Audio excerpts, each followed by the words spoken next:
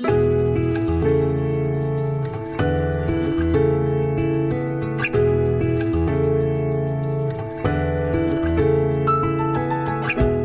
to the Topic of the Month with Kim Wardlow, an AINC original podcast. It's not easy being blind or going through vision loss, but we'll help you navigate these waters. Press on. Push forward. You've got this.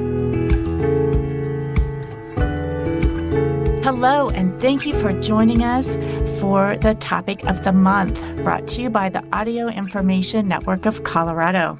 I'm your host, Kim Wardlow, the Executive Director here at AINC, and I'm excited today to speak with Jim Pilkington. He is an assistive technology specialist with the Colorado Division of Vocational Rehabilitation.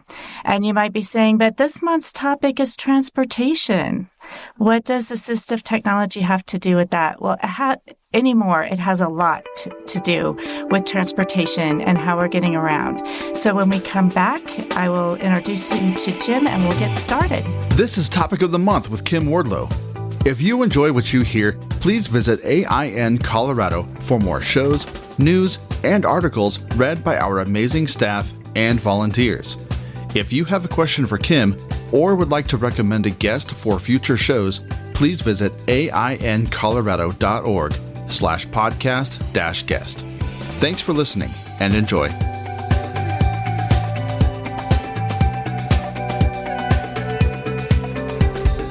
Hi, Jim. Thank you for joining us today for our Topic of the Month program. I appreciate it.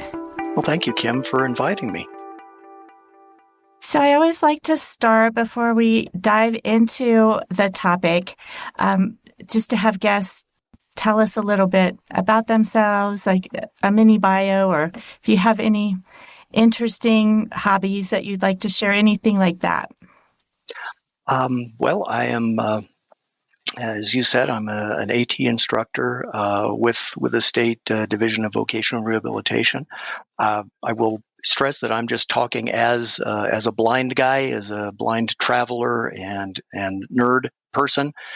So I don't speak officially for the agency I happen to work for. I've been an AT instructor for on a paying basis for about 12 years. I've been blind since 2001. I have RP. And you asked about an interesting thing. I do martial arts. I've studied martial arts for quite a while and actually taught that a specialized class for blind and low vision participants for almost a decade before the pandemic shut us down. So one of these days I'd like to get back into that again. That would be great. I'm sure that was very helpful to people and help folks feel more safe. Absolutely, very popular. Great. Well, let's dive into the topic. We are talking about transportation. This is the last week of the month for our transportation topic. And as you said, you are a user, you are a keen traveler, so you're speaking from personal experience. What do you use yourself for transportation? What do you find helpful? Well, since assistive technology is sort of my particular knothole. I teach people how to use assistive technology for travel. Now that has changed in the last 15 years. When I first started teaching AT, we didn't have smartphones, we didn't have GPS, and so most of it was access to information, like how do you find the bus routes, the light rail routes, who do you call at RTD, to help plan a trip, things like that. Since the advent of the iPhone and Android phones and GPS and handheld devices, that has gone a long way to making people more active, more autonomous, being able to travel and do things sort of on the fly.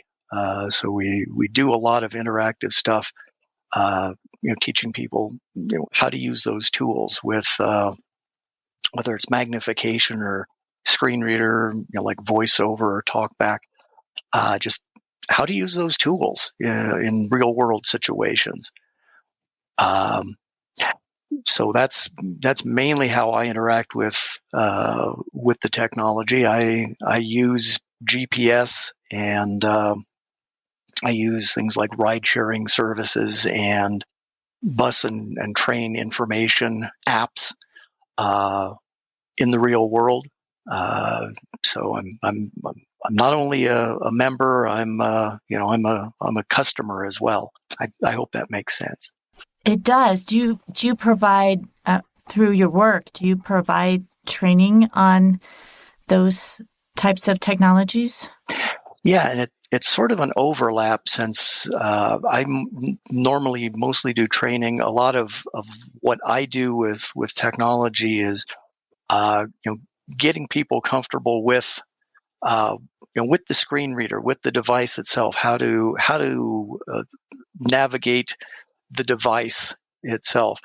For the hands-on usage, most people would be working with a mobility instructor, out in the real world, going to and from home, to the grocery store, to work, things like that, and they would do hands-on training like that.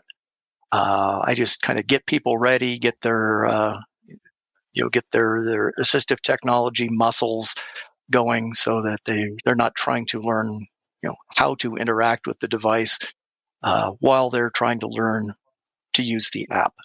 Are there issues that you've experienced yourself as a blind person using various types of transportation, or that you've heard from others, whether they're friends or clients at DVR, that people are experiencing that maybe you could share with our listeners, or solutions to problems that you could share with our listeners?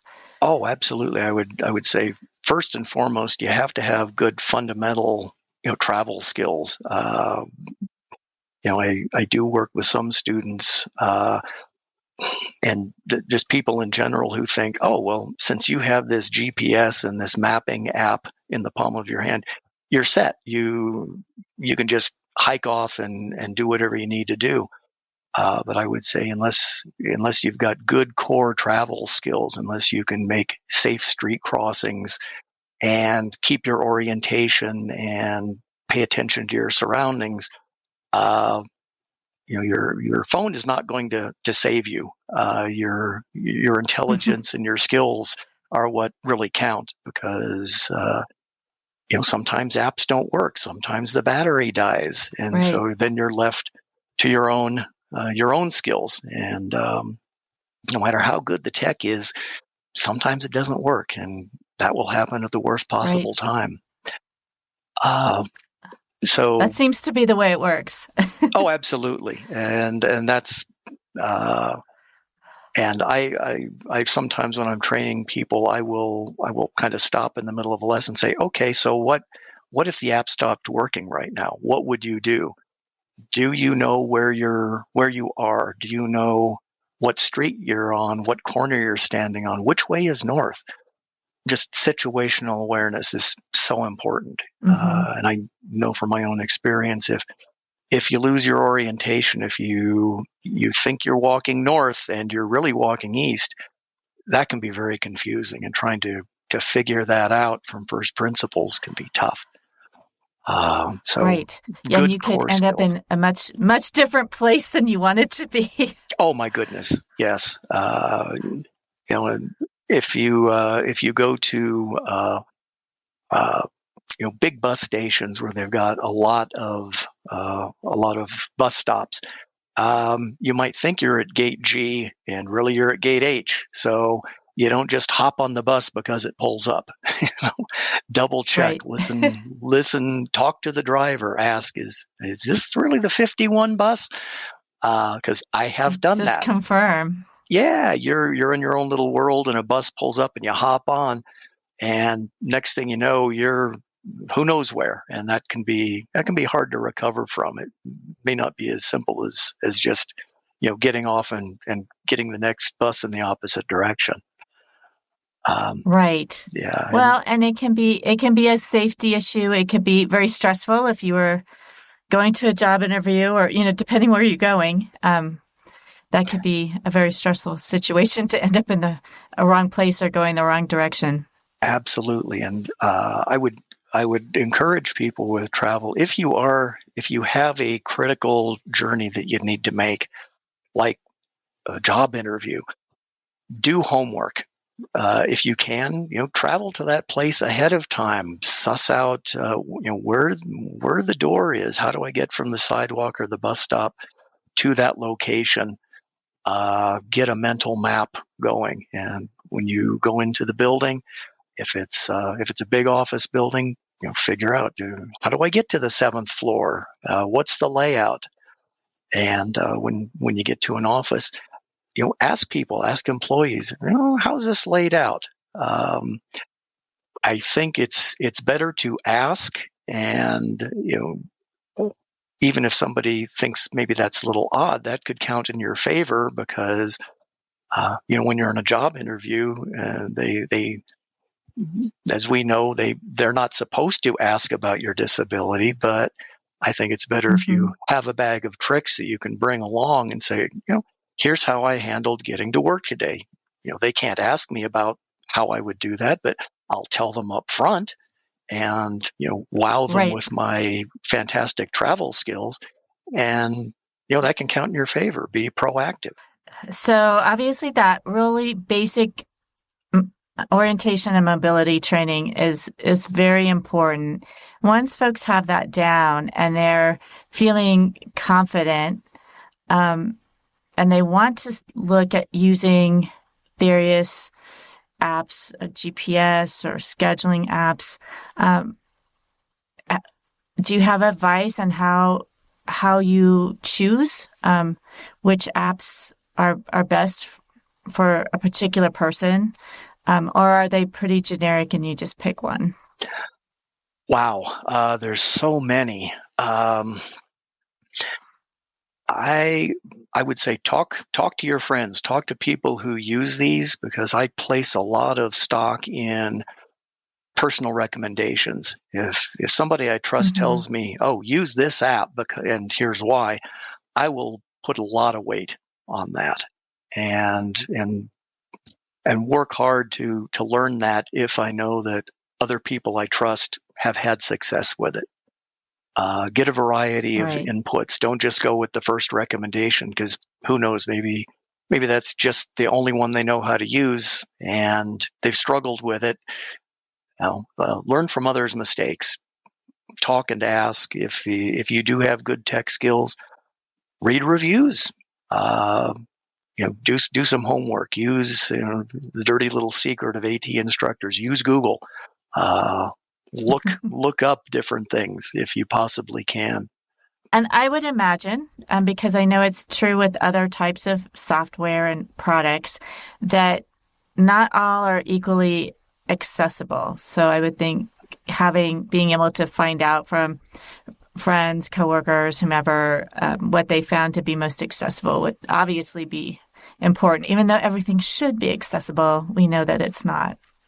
Exactly. And practice.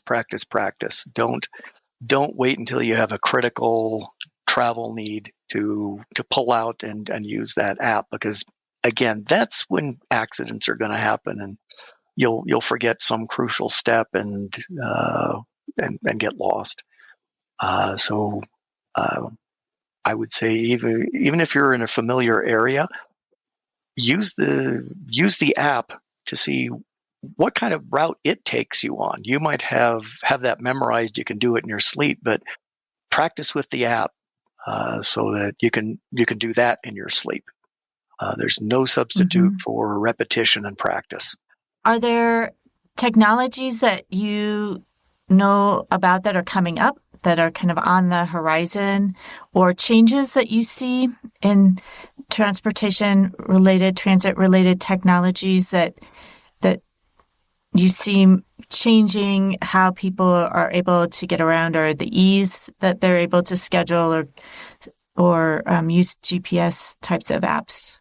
Yes. I think probably the biggest change in the past couple of years, it's not specifically a technology thing, but for those of the listeners that are in the RTD area, RTD did a pilot program with Uber on Demand, and they've recently upgraded that, so it's Uber and Lyft, and pretty much anyone that has accessoride privileges can access that, and that has been a huge game changer for people.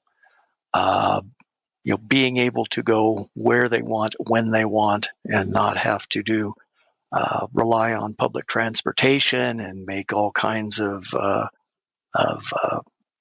connections and bus routes and all of that pre-planning that you have to do. One of my standing jokes when people ask me about adjusting to vision loss is, well, back when I could see and I could drive, I would run errands. And now that I'm blind, I have to plan expeditions. Just because it's a whole order of magnitude more involved. And, the technology is good. It gives us, real-time information.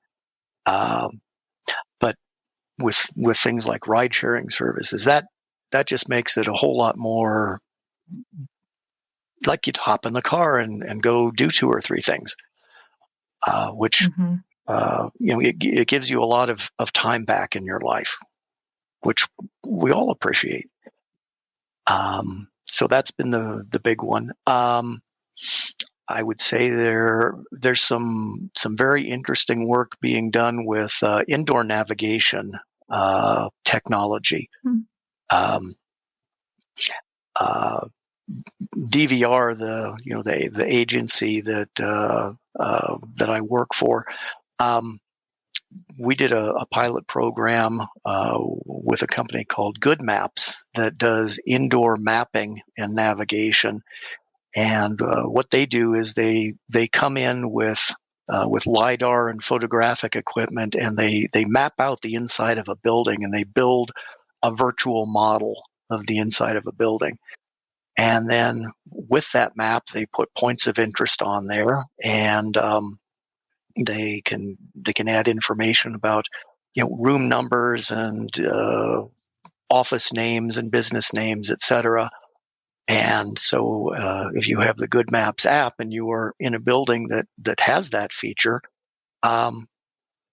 it makes getting around inside the building a whole lot easier. It will use your camera to keep track of where you are and give you, basically walking directions within the building. Walk straight forward, for 50 feet, and it'll tell you now take the hallway to the right and walk down, second door on the left, and that's office number 17. That kind of thing is pretty amazing. Good Maps is just one example of that. There are others that I've read about that are using, some of the features of smartphones, the accelerometers and the positioning and indoor beacons and things like that to allow people to navigate within buildings a lot easier. So that's a big game changer if you can just use the GPS to get you to the building and then use these other things within the building, because the GPS signal just isn't accurate enough, and it's too weak inside a building to get a good fix. Right. That is so interesting. I was not aware of the indoor technology apps to be able to do that. Is that very widespread in terms of a person being out there? Is it very common to find a building that has had that process, gone through that process? It's getting better. I don't know how many. I don't know how many places Good Maps has mapped, but that is one thing. The app will tell you if you come into range of a building that has been mapped. That's one of the features. So we're hopeful that will become throughout the state office buildings, and I'm hopeful that Right. other businesses will take that up. I'd find that very helpful if I was in a grocery store, if it can guide me to, where's the chips aisle? Where do I find Yeah, the exactly. cornflakes? Because that's always a hassle. And Yeah, especially in stores like that, you might go to a different location, a different store than you normally do if you're, I don't know, exactly. on vacation, or you're just in a different part of town for some reason, and you think, well, I'm near the grocery store, I'll just go in, but they're not all arranged exactly the same, or they might be a mirror image of the store inside that you're used to. So I could see where an app like that would be so helpful.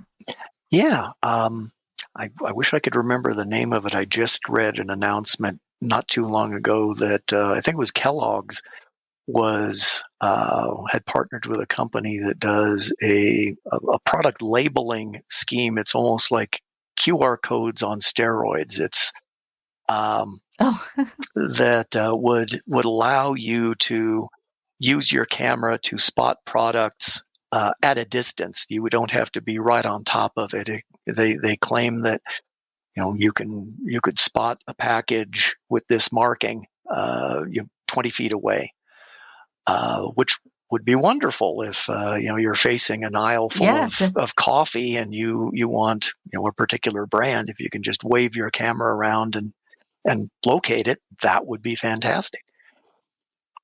So that kind of technology is becoming a realistic thing. GPS itself is undergoing changes. The Department of Defense, which runs the GPS satellites, they're currently in the process of upgrading those satellites to next generation, which will be more accurate. Current GPS is accurate to within about 10 meters, 30 feet, give or take. The next generation will be an order of magnitude better. It'll get you to within like 4 inches of someplace. So Oh, wow. yeah, so with current That's amazing. GPS, yeah, you can get to a particular address, a particular building, but the next Hmm. generation will put you at the front door. That level of accuracy, which I don't know about you, but I've walked along the front of strip malls, just opening every single door, asking, "Oh, is this the Radio Shack?" No, it's not. It's the massage parlor. And just opening 5 or 6 doors to find the one business you're looking for. So that would Yeah, be even helpful. with vision, sometimes that can be really challenging because it takes you to the general address. But if there are multiple businesses, you might not get to the specific business you're looking for. So yeah, that's amazing if it Yeah, gets you within 4 inches of where you want to be. yeah, that's the goal, is that level of accuracy. And with the technology is constantly improving. I'll go a little bit nerdy on you here. There's a thing called Moore's law, which was postulated by an engineer back in the 1960s, that with the rate of change with electronics, the power and the processing capability was doubling about every 2 years. And that's Hmm. why, with your smartphone that's the size of a Hershey bar, you now have, basically a supercomputer in the palm of your hand. And that's not going to change. It's still improving. So, all of these apps will have more horsepower, more memory, more features, better cameras. All of that stuff is going to continue improving in ways that we can't really anticipate, but it will hopefully make life easier and better, and give us more autonomy. Hmm. Things like voice commands. People, when Siri first came out, it was pretty limited in what it could do. You could make a phone call, or things like that. That now they're getting to the point where you can give your Echo device some pretty sophisticated, complex commands, and that more of that is going into mobile devices all the time. So we'll be able to interact with those devices in a more natural way. You won't necessarily have to be an ace, voiceover user to work some of those things. You'll be able to just give it natural language directions, and it'll do the rest for you. So that is happening. Well, all of that is just so incredible. And I know sometimes things don't work as we expect. And yes. We still get in the wrong place, or whether it's Siri or Alexa or another app doesn't always understand us, and those things happen. But overall, the technology has made such a difference in accessibility and being able to travel independently. Oh, absolutely. Absolutely. It's a whole different world than it was, even 5 years ago. Just the level and the scale of things keeps getting better. And when it doesn't work, it's a hassle. It's annoying. But most of the time it does work. Yeah, sometimes it's user error. I have to admit that, at least for myself. True enough. Me too. Even though I do this stuff for a living, I still make mistakes. And so I try to keep a positive attitude about it, and always leave myself a little extra time just in case the mistake happens. But mostly the more preparation you do, the better your odds of success. So that's homework counts. Yeah, practicing routes and using the apps, but actually using them, not just testing them out, but actually doing some of those trips ahead of time, I think is really, really good advice that you gave. Absolutely. And don't always rely on the app. I think it's kind of a funny story, but years and years ago, back when GPS devices in cars were just getting going, I had some friends in Fort Collins, and their next door neighbor, they had a son who was 17 or 18. He was kind of a young driver. And he said, "Yeah, I'm going to go down to McDonald's. I'll be back in a half hour."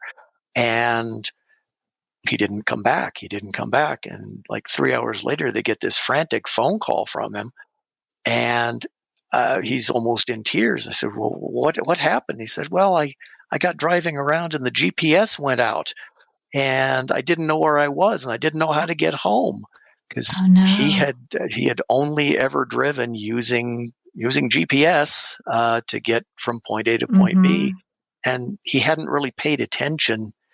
He didn't have a good mental map of the city, and he was 2 towns away by the time he pulled over and called home. Oh my goodness! Yeah, so get a good mental map. That I can't stress that enough. Explore your surroundings. Don't always just stick to one route. That might be the optimum route, but take variations of it. So if they're doing some construction work on that sidewalk, you can route around it. That's important, I think. That is, and things can be different with our changing weather and things too, where you might need to take an alternate route. Yeah, and with snow, if your normal route all of a sudden hasn't been shoveled or something, I don't know. Oh, absolutely. We've had snow lately. Yeah, never walk on the south side of the street. When there's snow and ice, because that's the last place it melts. So yeah, right. You might just have to alter your trip to avoid the icy patches.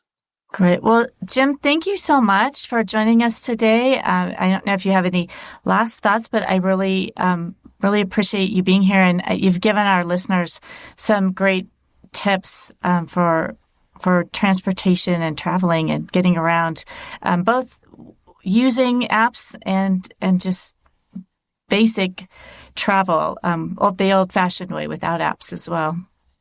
Well, thank you for inviting me, Kim, and thank you for the Audio Information Network.